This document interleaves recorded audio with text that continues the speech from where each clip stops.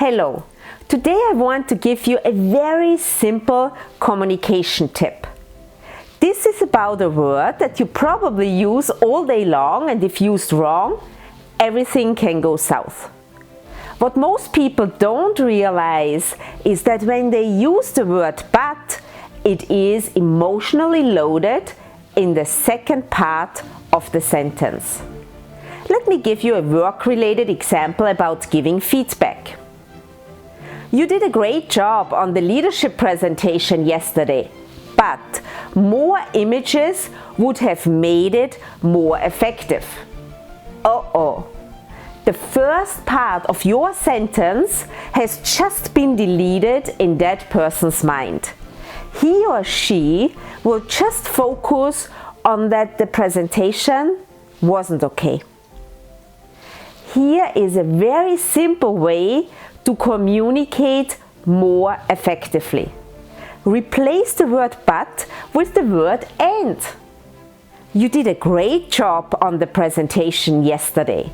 And if you use more images next time, it will make it even better.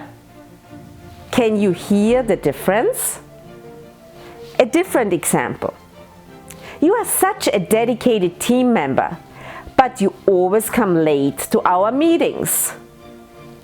A better way of saying it is, you are such a dedicated team member, and if you work on being on time for our meetings, it will get you to a whole new level.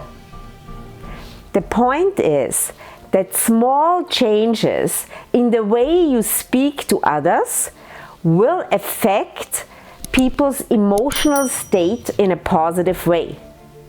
And with that, the results you receive in a big way.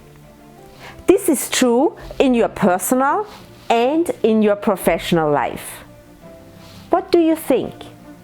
Can you choose to change the way you communicate? This was my thought for today, and I will see you next week again. Until then, be happy, be healthy, and be at your best.